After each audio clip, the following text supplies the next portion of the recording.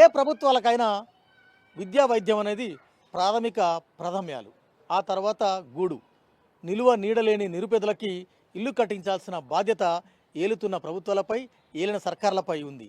అయితే గత 11 నెలల్లో తెలంగాణ రాష్ట్రం వచ్చే నేపథ్యంలో మనది ధనిక రాష్ట్రమని, ఆ ధనిక రాష్ట్రంలో డబుల్ బెడ్రూమ్ ఇల్లు ప్రతి నిరుపేదకు కట్టిస్తామని గత సర్కారు మాట ఇచ్చింది.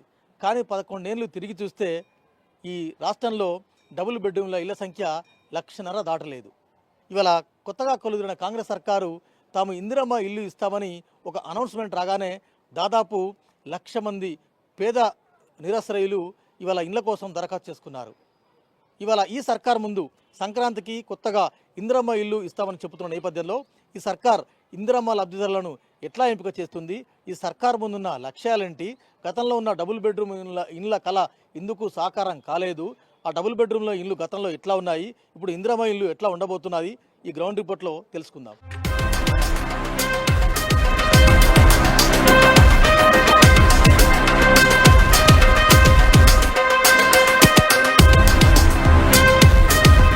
పట్టణ నగర ప్రాంతాల్లో డబుల్ బెడ్రూమ్ ఇల్లు కొన్ని కట్టించారు.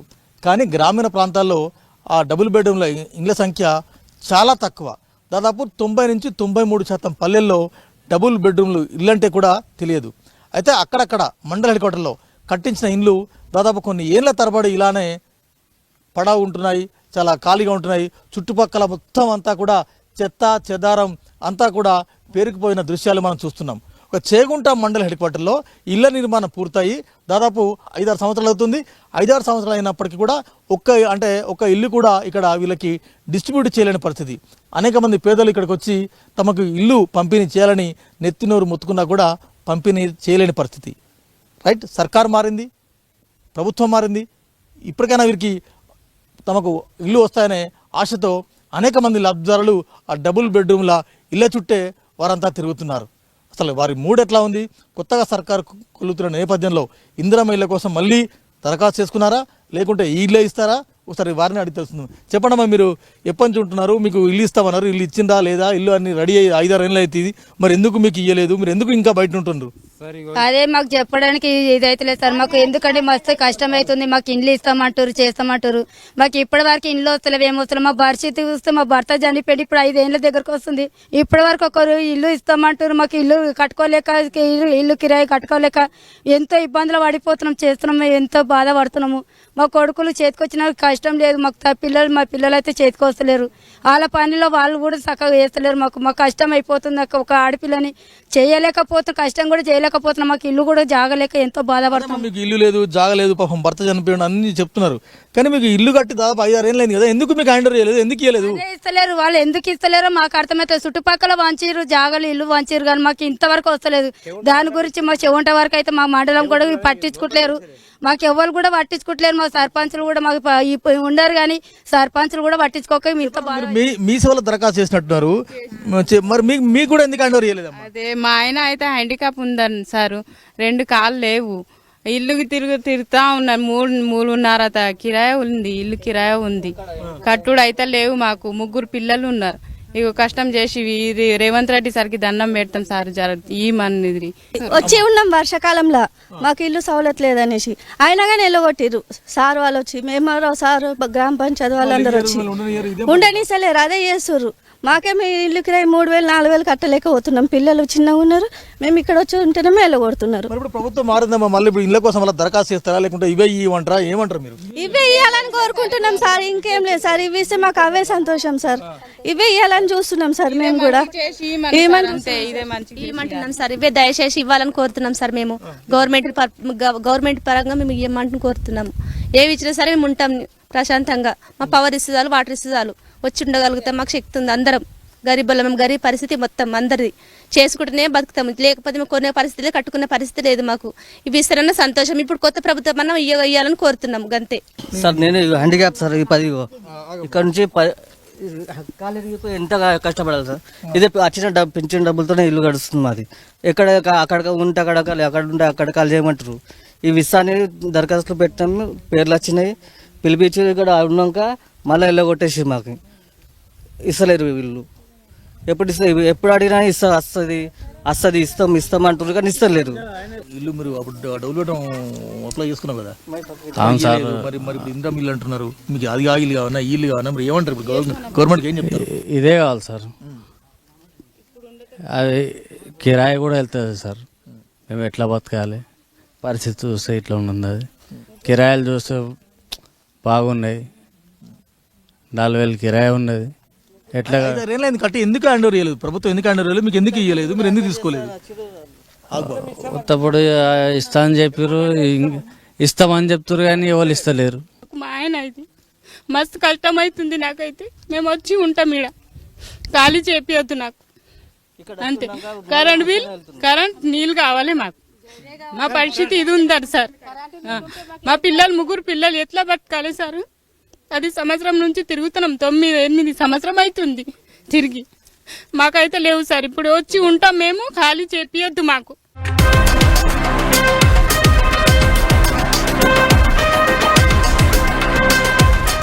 ఈ డబుల్ బెడ్రూమ్ ఇళ్లను చూస్తే ఇది నిర్లక్ష్యానికి నిలుటద్దం అనాలా, లేకుంటే వారి అలసత్వానికి పరకష్టాలా అనాలనేది అర్థం కాదు. 10 ఏళ్ళుగా ఒక నిలువ నీడ లేని నిరుపేదలకు ఇళ్ల పంపిణీ జరగలేదు అంటే ఈ ప్రభుత్వాలు ఎటుపోతున్నట్టు అనేది ఒకసారి అర్థం చేసుకోవాల్సిన అవసరం ఉంది. ఎటు చూసినా కూడా చెత్త చెదారం అంతా పడవబడిన దృశ్యాలు చూస్తున్నాం. ఒకసారి వెళ్దాం. అంటే మనం బయటనే పరిస్థితి ఇట్లా ఉంటే, శత్రు ద్రుభ్యంగా ఇట్లా ఉంటే లోపల ఎలాంటి సౌకర్యాలు ఉన్నాయి, ఎందుకు ఇలా కట్టించి వదిలేశారు, సర్కారు సొమ్మును సర్కారు డబ్బుల్ని ఇలా ఎందుకు వృధా చేశారన్నది ఒక రకంగా చూస్తే కొంత బాధగా అనిపించే దృశ్యం. ప్రస్తుతం మనం చూస్తున్నాం కొంత ఎలక్ట్రిఫికేషన్. ఇక్కడ ఎలక్ట్రిఫికేషన్ అయినప్పటికీ కూడా ఎక్కడికక్కడ వైర్లు దొంగిలించబడిన దృశ్యాలు మనం చూస్తున్నాం. మీటర్లు కానీ ఇలాంటి పరికరాలు కానీ అమర్చినప్పటికీ ఏవి కూడా అంటే ఇక్కడ సరైన భద్రత లేని కారణంగా, ఇళ్ల పంపిణీ జరిగిన కారణంగా ఎక్కడికక్కడ అందరూ ఎత్తికెళ్ళిన పరిస్థితి చూస్తున్నాం. అంటే ఇక్కడ బయట ఈ విధంగా పరిస్థితి ఉంటే, ఇక చేగుంటలోని కొన్ని ఇళ్ళకి దర్వాజా, అదేవిధంగా మిగిలిన సౌకర్యాలు ఏమీ లేని దృశ్యాలు మనం చూస్తున్నాం. ఇక్కడ ఇళ్ళ లోపల ఎలక్ట్రిఫికేషన్ కానీ, నీటి సౌకర్యం కానీ, ఇతరత్ర ఫ్లోరింగ్ కానీ ఏమీ లేదు. అంటే పూర్తి స్థాయిలో ఎలాంటి వసతులు ఈ డబుల్ బెడ్రూమ్ ఇళ్లలో లేవు అనడానికి ఇదే ప్రత్యక్ష తార్కాణం.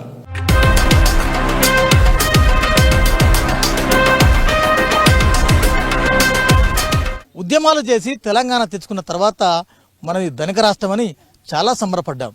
ధనిక రాష్ట్రంలో కడు నిరుపేదల ఆశలన్నీ కూడా తీరుతాయని అందరూ భావించాం.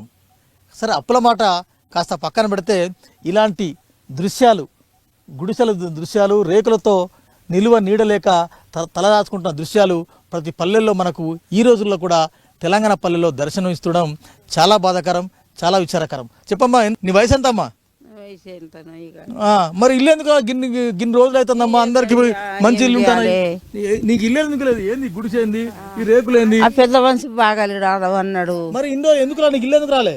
రాలేదు అయ్యా, ఎన్నో మాట వచ్చింది పోయింది ఇస్తా అన్నారు. ఇయ్యలే ఇక ఫారం కొట్టుకొని ఈడ ఉన్నాం. ఏం చేయాలి బాపు? మీకు ఎందుకు రాలేదు? ఇల్లు ఎందుకు రాలేదు మీకు? డబుల్ బెడ్రూమ్ లో అప్లై చేసినాం, మా పేర్లు వచ్చినాయి. పైసలు ఉన్న వాళ్ళకి ఇస్తుర్రు, పైసలు లేని వాళ్ళకి గరీబ్ వాళ్ళ పేర్లు తీసేస్తుర్రు. డబుల్ బెడ్రూమ్ లో పంచేటప్పుడు కూడా గొడవ చేస్తేనే ఆపేసిర్రు. అవి ఏమరా పంచాలని చెప్తే ఇల్లు ఉన్న వాళ్ళకి ఇస్తారు, ఇండ్లు లేని వాళ్ళకి ఎందుకు ఇయ్యరు? ఉద్యోగాలు ఉన్న వాళ్ళకి వస్తున్నాయి. ఎట్లుంటారమ్మా? ఎండకు ఎండుతారు, వానకు నానుతారు, ఇట్లాంటి గుడిసెలలో ఎట్లుంటున్నారు? ఏం చేయాలా మరి? మా పరిస్థితి అర్థం చేసుకునే వాళ్ళు లేకనే ఇట్లా ఉన్నది మా పరిస్థితి. గల్లీ చిన్నది, గరీబుల కథ పెద్దదనే పాట విన్నాం. కానీ ఒక్కసారి మనం చూద్దాం, ఇదే ఇంట్లో వీళ్ళు ఎట్లా ఉంటున్నారు. ఎండకు ఎండుతున్నారు, వానకు నానుతున్నారు, చలికి గదగద వణికిపోతున్నారు. ఒక్కసారి మనం ఈ ఇంట్లోకి వెళ్తే ఇదే గదిలో దాదాపు 5 నుంచి 7 మంది ఉంటారట. ఇదే దీంట్లో కిచెన్ ఉంది, దీంట్లో పడక వస్తువులు, తర్వాత గిన్నెలు, బోళ్ళు అన్నీ మనం స్పష్టంగా చూస్తున్నాం. రైట్, మనం అసలు ఎందుకోసం ఇలాంటి దుస్థితి ఏర్పడింది? ఎంతమంది ఉంటారు ఇంత చిన్న ఇంట్లో? మీరు అద్దెకుంటున్నారు, కిరాయి ఎంత, ఈ రేకులు ఏంది, మీరు ఎండకి ఎండుతారు, వాన నానుతారు, ఎంతమంది ఉంటారు ఇక్కడ? ఈ ఇంట్లో మొత్తం 6 ఉంటారు. మా అక్క వాళ్ళు ఉంటారు. ఇలా పక్క దాంట్లో మా మమ్మీ, మా డాడీ, మా అందులో 4 ఉంటారు.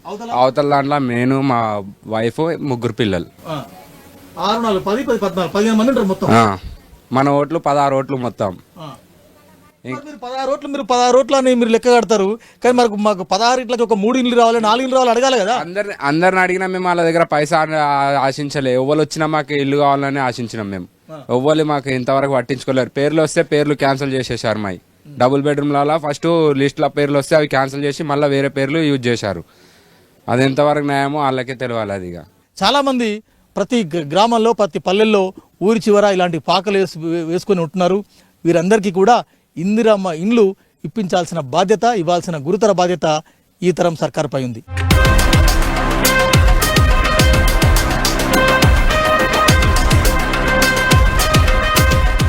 రాష్ట్ర వ్యాప్తంగా పక్కా ఇళ్ల సంగతి దేవుడెరుగు. తెలంగాణ రాష్ట్రం వస్తే డబుల్ బెడ్రూమ్లు వస్తాయని రాష్ట్ర ప్రజలంతా కూడా ఎంతో ఆశతో ఎదురు చూశారు. కానీ 10 ఏళ్ళు గడిచిపోయాయి. 90 నుంచి 92% మంది గ్రామాల్లో పక్కా ఇల్లు లేవు, డబుల్ బెడ్రూమ్ ఇల్లు అంతకన్నా లేవు. అయితే నగర ప్రాంతాల్లో అక్కడక్కడ ఇలాంటి నివాసాలు కొంత అందంగా ఉన్నప్పటికీ వాటిని ప్రభుత్వం హ్యాండ్ ఓవర్ చేయలేకపోయింది. అనేక బాలరిష్టాలు ఇలాంటి ఫ్లాట్ల దగ్గర వెంటాడుతున్నాయి. ఎలాంటి బాలరిష్టాలు ఉన్నాయి, కొత్త ప్రభుత్వం ఏం చేయాలి, ఇలాంటి అందమైన భవనాలు హ్యాండ్ ఓవర్ చేసేందుకు ఇంకా ఏం చేయాలన్నది ఒకసారి గ్రౌండ్కి వెళ్దాం. అక్కడ వివిధ వర్గాలు ఉన్నాయి, వారిని అడిగి తెలుసుకునే ప్రయత్నం చేద్దాం. లింగస్వామి గారు, డబుల్ బెడ్రూమ్లలో మీరు ఐడెంటిఫై చేసిన ఇష్యూస్ ఏంటి? ప్రధానంగా ఇప్పుడు ఇది దుండిగల్ గండిమైసమ్మ మండలం. ఈ మండలంలో 3 ప్రాంతాల్లో డబుల్ బెడ్రూమ్ ఇండ్లు నిర్మాణం చేయడం జరిగింది. గత ప్రభుత్వం చాలా ప్రతిష్టాత్మకంగా ప్రతి వాడికి ఇల్లు ఉండాలన్న ఆలోచనతో చేసినా కానీ దాన్ని ప్రజలకు అందజేయడంలో వాళ్ళు చాలా నిర్లక్ష్యం చేశారు. ఇవి నిర్మాణం స్టార్టింగ్ నుండి కూడా మేము ప్రభుత్వం దృష్టికి కూడా తీసుకెళ్ళాం. ఇవి నిర్మాణం చేయడంలో కూడా కాంట్రాక్టర్లు సరైన పద్ధతిలో చేయలేదు. నాసిరకమైనటువంటి సిమెంట్ని కానీ ఇసుకని కానీ వాడడం, స్టీల్ వాడడం, ఆ రకంగా చాలా ఇబ్బందులకు గురి చేశారు. అయినా కానీ ఏదో రకంగా నిర్మాణం చేసినవి కూడా తక్షణమే పంచాలని కూడా చెప్పేసి మేము గతంలో పోరాటం చేశాం. గతంలో ఇండ్లు నిర్మాణమైనవి, కానీ ఇండ్లు నిర్మాణం దాంట్లో అసాంఘిక కార్యకలాపాలకు నిలయాలుగా మారిపోయినటువంటి పరిస్థితి ఉంది. ఈ రకంగా పాడుబడి ఉండడంతో దీంట్లో మద్యం సేవించే వాళ్ళు, అదే రకంగా అనేక రకాల అసాంఘిక కార్యకలాపాలకు నిలయమని చెప్పేసి మేము చూపించడం జరిగింది. అయినా ప్రభుత్వం స్పందించి తక్షణమే పంచాలంటే కొంతమందికి అక్కడక్కడ పంచిన పరిస్థితి ఉంది. ప్రజలు ఇంత దూరం రావాలన్నా కానీ కొంచెం ఇబ్బంది పడుతున్న పరిస్థితి ఉంది. ఎందుకంటే ఉపాధి లేక గ్రామాల నుండి పట్టణాలకు వచ్చినటువంటి ప్రజల్ని మళ్ళీ పట్టణాల నుండి మళ్ళీ పట్టణం యొక్క చివరకు తీసుకొస్తే వాళ్ళకి ఇక్కడ ఉపాధి ఉంటున్న పరిస్థితి లేదు. మా దగ్గరనే ఉన్నటువంటి దుండిగల్ గండిమైసమ్మలో ఉన్నటువంటి డబుల్ బెడ్రూమ్ ఇళ్లలో వాళ్ళందరూ సిటీలో పనిచేసుకొని ఇళ్లలో పనిచేసేవాళ్ళు, లేకుంటే ఆటోలు నడుపుకునే వాళ్ళు, లేదంటే అక్కడ చిన్న చిన్న కంపెనీలలో పనిచేసే వాళ్ళు, ఇస్త్రీ షాపులు పెట్టుకుని నడుపుకునేటువంటి వాళ్ళకు అక్కడ పనులు లేక ఇప్పుడు డబుల్ బెడ్రూమ్ ఇల్లు వచ్చిందని సంతోషపడాలన్నా పని లేదు, ఎట్లా బతకాలన్నటువంటి బాధతోటి మళ్ళీ హైదరాబాద్కి వెళ్లాల్సిన పరిస్థితి వస్తుంది. చాలా దూరాన ఇవి ఇండ్లు ఇచ్చారు. అంతేకాకుండా వీధి లైట్లు కూడా లేక చిమ్మ చీకట్లో బతుకుతున్న పరిస్థితి ఉంది. మహిళలు సిటీ నుండి డ్యూటీ చేసుకొని ఇంటికి రావాలంటే రాత్రి 8-9 ఏం జరిగింది చూసాము, తర్వాత గ్రౌండ్ లో ఏముందని చూసాం. కానీ ఇప్పుడు వాళ్ళ ప్రభుత్వం మారింది, కొత్త ప్రభుత్వం వచ్చింది, ఇందిరమ్మ ఇల్లు కడతామంటుంది, 4 ఏళ్లలో దాదాపు 20 లక్షల ఇల్లు పూర్తి చేస్తామంటుంది. ఏం చేయాలి కొత్త ప్రభుత్వం? ఏం చేయాలి? కొత్త ఇండ్ల అంశంలో ఏం చేయాలి? ఇలాంటి అసంపూర్తిగా ఉన్న అంశాలకు ఎట్లా అటెండ్ చేయాలి? గత ప్రభుత్వం చేసినటువంటి పరిస్థితి మనం అందరం చూసాం. దానివల్లనే ప్రజలు ఆ ప్రభుత్వానికి గుణపాఠం చెప్పడం జరిగింది. అందుకే ప్రజాపాలన కావాలని చెప్పేసి ప్రభుత్వాన్ని తెచ్చుకున్నారు. కాబట్టి ప్రభుత్వం తక్షణమే స్పందించి ఇండ్లు లేని నిరుపేదలు ఎవరైతే ఉన్నారో ఇండ్లను కూడా కేటాయించాలి. అదేవిధంగా ఈ మండలంలో ఉన్నటువంటి స్థానికులకు ఈ ఇండ్లను 50% కేటాయించాలని చెప్పేసి మేము డిమాండ్ చేస్తూ ఉన్నాం. ఈ ఇండ్లల్లో అంగన్వాడీ కేంద్రం లేదు, పిల్లలను వదిలిపెట్టి డ్యూటీలు పోయేటువంటి పరిస్థితి లేదు. అంగన్వాడీ కేంద్రాలని, అట్లాగే రేషన్ షాపుని, బస్తీ దావకాలని ఏర్పాటు చేయాలని చెప్పేసి, అట్లాగే ప్రైమరీ స్కూళ్ళను కూడా ఏర్పాటు చేయాలని చెప్పేసి మేము కోరుతా ఉన్నాం. ఇక్కడ ఉన్న ప్రజలకు ఉపాధి కూడా కల్పించాల్సిన అవసరం ఉంది.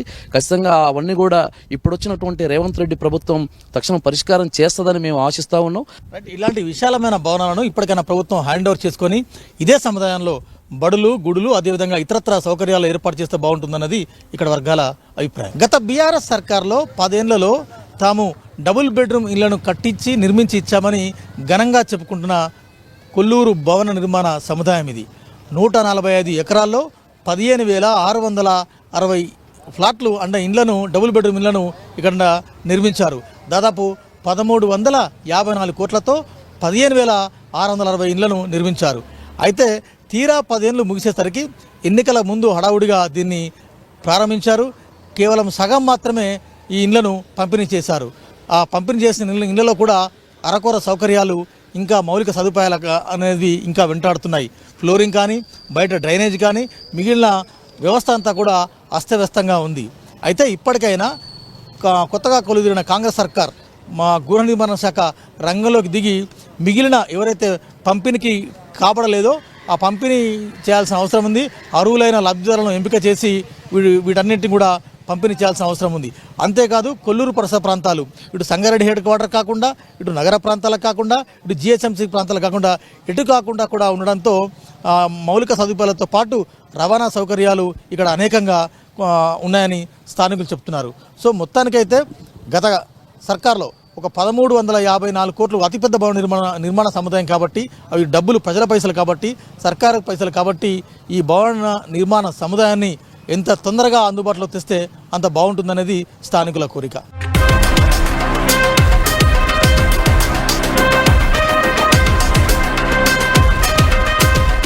ఏ ప్రాబ్లమ్స్ వీళ్ళు ఫేస్ చేస్తున్నారు, ఎలాంటి అసౌకర్యాల లేమితో వీళ్ళు కొట్టుమిట్టాడుతున్నారు, వారి మాటల్లో అడిగి తెలుసుకునే ప్రయత్నం చేద్దాం. కొల్లూరు కాంప్లెక్స్ అంటే చాలా పెద్ద కాంప్లెక్స్, అంటే ఏ రకమైన సమస్యలు? ఇక్కడ స్టార్టింగ్ నుంచి వాటర్ ప్రాబ్లం ఎక్కువ ఉంది. కింద అండర్ గ్రౌండ్ పైపులు లీకేజీలు ఉన్నాయి, అవి లీకేజీలు అవుతున్నాయి. అదేవిధంగా వాటర్ ప్రాబ్లం ఒకటి ఉంది, మళ్ళీ కరెంట్ ప్రాబ్లం ఉంది, మళ్ళీ మనకు ఇక్కడ లిఫ్ట్ ప్రాబ్లం అవుతుంది. అది ఒక్కోసారి వస్తున్నాయి వెళ్తున్నాయి. అంటే ప్రధానంగా ఏ ఇష్యూస్ ఎక్కడ ఉన్నాయి? అంటే లైటింగ్ కావాలి, అంటే మౌలిక సదుపాయాలు ఏం కావాలి? మౌలిక సదుపాయాలు అంటే అండి, ఈ 2BHKలో మాకు మెయిన్ ప్రాబ్లం ఏంటంటే హాస్పిటల్ అండి. చాలామందికి హాస్పిటల్ చాలా ఇంపార్టెంట్. ఇక్కడ వాటర్ ప్రాబ్లం ఒకటి ఉంది, వాటర్ ప్రాబ్లం చాలా ఉంది. అలాగే స్ట్రీట్ లైన్స్, అలాగే జిహెచ్ఎంసీ డస్ట్బిన్స్ అయితే మస్ట్ అండ్ షుడ్ అండి, ఇక్కడ చాలా ఇంపార్టెంట్ అది మాకు. అలాగే స్కూల్స్ కూడా కావాలి. స్కూల్స్ కోసం అనేసి కొంతమంది బెనిఫిషియర్స్ రావడానికి ఇబ్బంది పడుతున్నారు. 10 ఏళ్లలో ఇది కేసీఆర్ హయాంలో చాలా బిగ్గెస్ట్ అంటే కాంప్లెక్స్ ఇది. అంటే ఏ ప్రాబ్లమ్స్ ఉన్నాయి? ప్రజెంట్ వచ్చేసి ఇక్కడ కట్టిన తర్వాత ఏమైందంటే ఇమ్మీడియట్గా శాంక్షన్ చేయలేదు. సో లేట్ అయిపోయింది, 6 years అయింది. సో ఇక్కడ ఏంటంటే ఇష్యూస్ ఎక్కడ ఏ బ్లాక్ అవి డ్రైనేజెస్ ఉన్నాయి, అక్కడ వీళ్ళు చేసేటప్పుడు కూడా కొద్దిగా ఎలక్ట్రిక్ ఇష్యూస్ ఉన్నాయి. అండ్ లిఫ్ట్లు కూడా ప్రాపర్ రన్నింగ్ లేక రావట్లేదు. కేబుల్స్ కూడా పవర్ కేబుల్స్ హ్యాండిల్ ప్రాపర్గా లేవు. అండ్ వాటర్ ఇష్యూ మాకు మేజర్గా సెక్టర్ 3లో ఎక్కువ ఉంది. సో రీసెంట్గా ఒక 20 days ఓన్లీ వాటర్ మీదే మాకు టైం వేస్ట్ అయిపోయింది.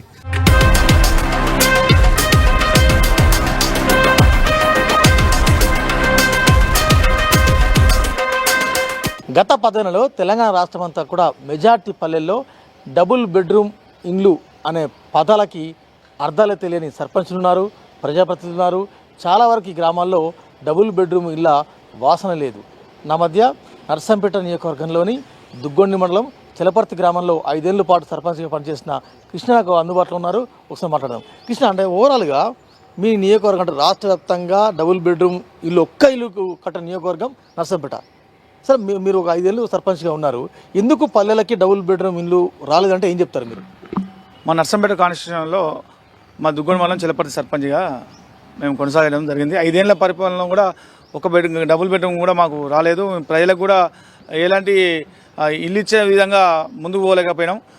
ఓట్ల విషయం పోతే కూడా మాకు ఇల్లు రాలేదనేది ఒకటి బాగా అపోహ ఏర్పడ్డది. ఆ అపోహతోనే కూడా మొన్న ఎన్నికలలో మాకు ఎదురు దెబ్బ తాకడం కూడా మేము వాస్తవాన్ని గ్రహించవలసిందే. ఎందుకంటే ఒక్కరి నిరుపేద కుటుంబానికి కూడా ఒక ఇల్లు కూడా ఏదని దౌర్భాగ్య వ్యవస్థలో మేము బాధపడ్డాం. ఒక ప్రజాప్రతిగా ఉండి కూడా ఒక ఇల్లు ఇవ్వకపోవడం కూడా మా దురదృష్టంగా మేము భావిస్తున్నాము. అంటే చాలా వరకు గిరిజన గ్రామాల్లో, ఎస్సీ కాలనీల్లో అంటే చాలామంది ఇప్పటికీ పెంకుటిల్లు ఉన్నాయి, గుడిసెలు ఉన్నాయి. మరి వారందరికీ మీరు ఎట్లా న్యాయం చేస్తారు? ఏదో విధంగా ప్రభుత్వం ఆదుకుంటుంది అనుకున్నాం, కానీ ఈ ప్రభుత్వం ఆదుకోలే కాబట్టి ఎదురు దెబ్బ తాకిందని మేము వాస్తవం గ్రహిస్తున్నాం. ఎందుకంటే వాళ్ళకి ఇప్పటికైనా ఈ ప్రభుత్వం అయినా స్పందించి ఆ నిరుపేద కుటుంబాలకు, ఆ గూడు లేని వాళ్ళకు, గుడిసె లేని వాళ్ళకు, ఆ పెంకుటిల్లు కూలిపోయిన పరిస్థితుల్లో శిథిలావస్థలో ఉన్నటువంటి వాళ్ళ ఇళ్ళకు కూడా కొత్తగా ఇప్పుడు ఇందిరమ్మ ఇల్లు ఇచ్చి అందరినీ ఆదుకోవాల్సిందిగా మేము ప్రత్యేకంగా కోరుతున్నాము.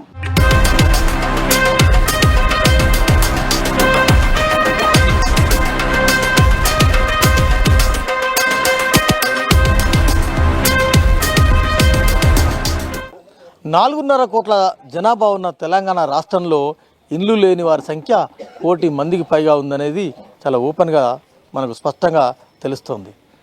గ్రామీణ ప్రాంతాల్లో, పట్టణ ప్రాంతాల్లో ఇలాంటి గుడిసెలు, ఇలాంటి గరీబోళ్ళ కథలు చాలా ఘనంగా మనకు ఇప్పటికీ కనబడుతున్నాయి. ఎందుకు ఇలాంటి దీనావస్థలో ఇలాంటి దుస్థితిలో ఉన్నారన్నది వీరి మాటల్లోనే తెలుసుకునే ప్రయత్నం చేద్దాం. బహుశా మీరు ఎప్పటి నుంచి ఉంటున్నారు, ఎన్ని నెలల నుంచి ఉంటున్నారు?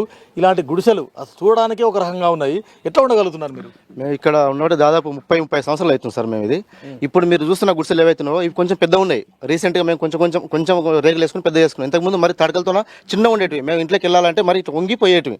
వెనకటి ఏదో అడవిలో కదా ఆదివాసులు పెట్టారు ఆ టైప్ ఉండేది. మేము 30 ఏళ్ళకి వెళ్ళి మాకు కరెంటు లేదు, నీళ్లు లేవు, ఏం లేవు. ఇంత సిటీ కంట్రోల్మెంట్ ఇంత సిటీ మధ్యలో ఉంది కదా, ఇంత సిటీ మధ్యలో ఉంది కూడా మేము కరెంటు లేకుండా నీళ్ళు లేకుండా 30 ఏళ్ళు జీవించినాం మేము. మా ఇది మట్ఫోర్డ్ అంబేద్కర్ ఆర్ట్స్ సెంటర్ వాడితెరలున్నాం. గత 30 సంవత్సరాలుగా మా తండ్రి ఇక్కడ ఉన్నాడు, మేము ఇక్కడనే పుట్టినాం. ఇంతవరకు డబల్ బెడ్రూమ్లు అన్నారు, ఇందిరామ ఇండ్లు అన్నారు. ఇందిరామ ఇండ్ల సర్వే అసలు చేస్తలేరు. మాకు పక్కన బస్సు టీవీలో చూస్తున్నాం. మేము అన్ని జాగాలు అవుతున్నాయి. మాకు అడిగితే కంట్రమెంట్ వాళ్ళని అడిగితే ఎంఆర్ఓ ఆఫీసులో అడిగితే మేము మాకు తెలియదు అంటారు ఇందిరామ ఇండ్ల సర్వే. అట్లయితే మాకు ఇందిరామ ఇండ్ల సర్వే చేస్తారా చేయరా అని కూడా మాకు నమ్మకం కూడా లేదు. కానీ మాకు ఈ గుడిసెలలో ఉండకుండా మాకు ఇందిరామ ఇండ్లన కట్టిస్తే ఒక ఆశయం ఉంటుంది. మాకు సొంత ఇండ్లు, మాకు ఎక్కడ ఇండ్లు సొంత ఇండ్లు ఏం లేవు. మేము లేబర్ పని చేసుకుంటాం, చెత్త పని, ఇండ్ల పని, డేవింగ్ పని చేసుకొని ఇక్కడనే నివసిస్తాం.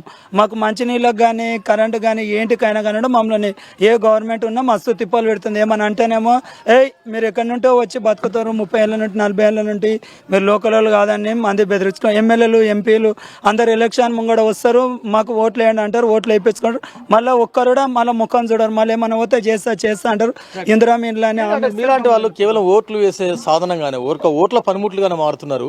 మరి మీరు గట్టిగా బలంగా అడగొచ్చు కదా, నాకు ఇల్లు కట్టిస్తే నేను ఓటేస్తా, నాకు ఇందిరమ్మ ఇల్లు ఇస్తేనే ఓటేస్తా, లేకుంటే డబుల్ బెడ్రూమ్ ఇల్లు ఇస్తేనే ఓటేస్తా అని అడగొచ్చు కదా, ఇంకా తీయొచ్చు కదా అన్న. ప్రతి నాయకుని మేము వచ్చినప్పుడల్లా ప్రతిసారి అడుగుతున్నాము.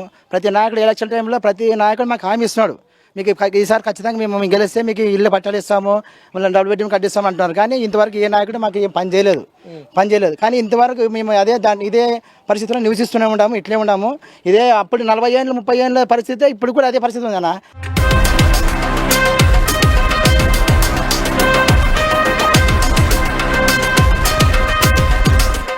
10 ఏళ్ల తర్వాత తెలంగాణ రాష్ట్రంలో గృహ నిర్మాణ శాఖ అంటే ఏంటి, గృహ నిర్మాణ శాఖ ఎలా పనిచేస్తుందో ఇప్పుడిప్పుడే అర్థమవుతుంది.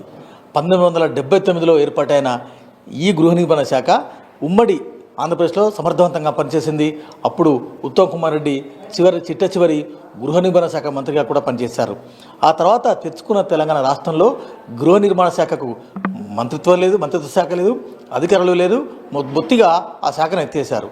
రైట్, ఇవాళ సర్కార్ కొత్తగా కొలుతున్న నేపథ్యంలో ఫస్ట్ ఫేజ్లోనే 4.5 లక్షల ఇండ్లు కట్టిస్తామని చెప్తున్న నేపథ్యంలో వడివడిగా కార్యక్రమాలు జరుగుతున్నాయి. తాజాగా ఇందిరమ్మ యాప్ను లాంచ్ చేసినారు. ప్రతిరోజుకు కనీసానికి 5 లక్షల అప్లికేషన్ దరఖాస్తులను వీళ్ళు సార్ట్అవుట్ చేస్తున్నారు. ఈ సంక్రాంతికి కొత్త పథకం లాంచ్ కాబోతుందని వార్త వస్తున్న నేపథ్యంలో అడ్మినిస్ట్రేషన్ పరంగా ఎలాంటి అంశాలు అధికారులు చేపడుతున్నారు, యాప్ కానీ తర్వాత మిగిలిన అంశాలను ఎట్లా అటెండ్ చేస్తున్నారు ఒకసారి అడిగి తెలుసుకునే ప్రయత్నం చేద్దాం. నా మధ్య వివిధ జిల్లాలో కలెక్టర్గా పనిచేసిన అనుభవం, మున్సిపల్ కార్పొరేషన్గా పనిచేసిన అనుభవంతో గృహ నిర్మాణ శాఖకు ఎండీగా పనిచేస్తున్న గౌతమ్ గారు నాకు అందుబాటులో ఉన్నారు. ఐఏఎస్ గారు ఇప్పటికీ 33 జిల్లాలకి 33 జిల్లాల పీడీలను ప్రాజెక్టు డైరెక్టర్లను నియమిస్తున్నారు, ఇంజనీర్లను కూడా నియమిస్తున్నారు. సో ఈ సంక్రాంతికి ఇందిరమ్మ ఇల్లు లాంచ్ అవుతాయా?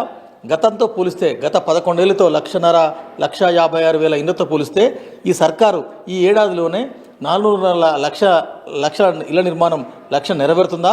ఒకసారి వారి మాటలోనే అడిగి తెలుపుతున్నాం. Hello sir, hi sir.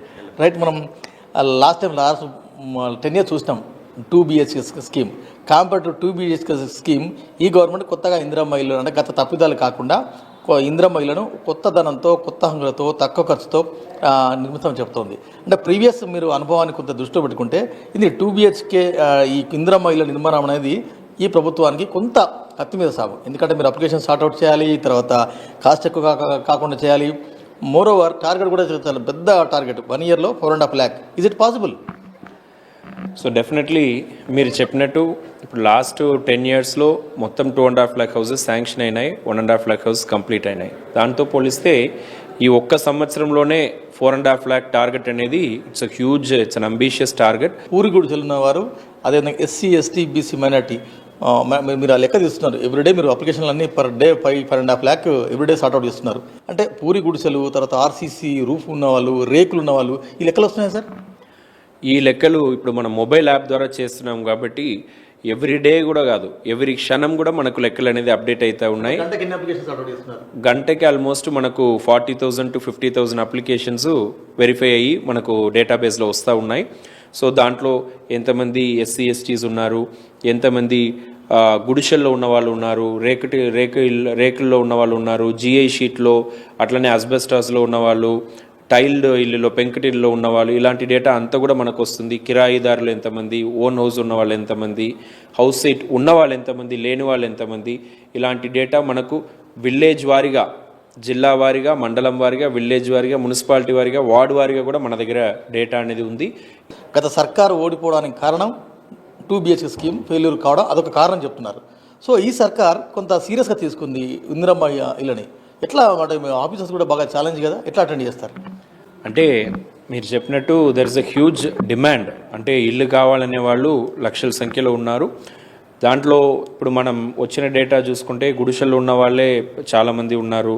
ఇంకా కూడా గుడిసెలు ఉండడం అనేది ఇట్ ఈస్ మన తెలంగాణకి అది ఒక గర్వకారణం కాదు. సో అలాంటి గుడిసెలు లేని తెలంగాణ నిర్మించాలి. ఇంకా కూడా పక్కా ఇల్లులు లేని వాళ్ళు ప్రతి ఒక్కరు కూడా పక్కా ఇల్లు ఇవ్వాలి, ప్రతి ఒక్కరు ఒక స్లాబ్ ఇల్లులో ఉండాలనే ఉద్దేశంతోనే ఒక లోపభూయిష్టమైన విధానం చూస్తాం సార్. మీ వెనకాల అనేక 2 BHK వరంగల్, హనంకొండ, ఖమ్మం, ఈవెన్ హైదరాబాద్ ఇవన్నీ కూడా మనం చూసినారు. మీరు కూడా అనేక సందర్భాల గ్రౌండ్ కూడా వెళ్ళినారు. అంటే చాలా మట్టుకి 156,000 ఇండ్లు కడితే లక్ష ఇండ్లు పంచినామని చెప్పినప్పటికీ కీస్ హ్యాండ్ ఓవర్ చేసింది 67,000. 1,00,000 ఇండ్లు కూడా కీస్ హ్యాండ్ ఓవర్ చేయలేదు. అంటే సెలక్షన్ బెనిఫిషరీస్ దగ్గర చాలా ఇబ్బంది అవుతుంది హ్యాండ్ ఓవర్ చేయలేక. అలాంటి ప్రాబ్లం ఇప్పుడు రాదా?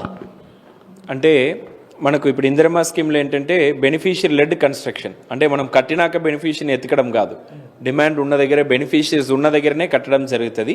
అండ్ బెనిఫిషరీస్తోనే కట్టించడం జరుగుతుంది. ప్రభుత్వం వెళ్ళి కట్టడమో అట్లాంటిది ఉండదు. ఇప్పుడు ప్రభుత్వం కాంట్రాక్టర్ పెట్టి కడితే కొన్ని నాణ్యత లోపాలు ఉంటాయి, కొన్ని కాస్ట్లు కూడా పెరిగే అవకాశం ఉంటుంది. వాళ్ళకి ట్యాక్స్ అని, కాంట్రాక్టర్ ప్రాఫిట్ అని, ఇలాంటిది మనం 5 లక్షలు ఇస్తే అక్కడ యాక్చువల్ ఓవరాల్గా మీరు చూసినట్టయితే 4 lakh 4.5 lakh ఫస్ట్ ఫేజ్, ఈ 4 నెలలు 20 లక్షలు పాసిబిలిటీ అవుతుంది. డెఫినెట్లీ మనం గతంలో కూడా ఇందిరమ్మ phase 1 దాని మోడల్గానే మనం ఇప్పుడు చేయబోతున్నాం. దాంట్లో ఉన్న సక్సెస్ ఏంటిది అవి అడాప్ట్ చేసుకోబోతున్నాము. ఇందిరమ్మ phase 1లో కూడా ఆ 5 సంవత్సరాలు 2006-07 నుంచి 11-12 దాకా తీసుకుంటే 20 లక్షల ఇల్లులు తెలంగాణ రీజియన్లో, అప్పుడు ఉమ్మడి ఆంధ్రప్రదేశ్ ఉండే తెలంగాణ, ఇప్పుడున్న తెలంగాణ రీజియన్లో మాత్రం 20 లక్షల ఇల్లులు అప్పుడు కట్టారు. సో డెఫినెట్లీ అప్పుడు మనం అంత పెద్ద ఎత్తున చేయగలిగాము. సేమ్ గృహ నిర్మాణ శాఖ, హౌసింగ్ కార్పొరేషన్ ద్వారానే చేయగలిగాము. సో ఈసారి కూడా డెఫినెట్లీ ప్రభుత్వ గైడెన్స్తో డెఫినెట్లీ మనం చేయగలుగుతాము.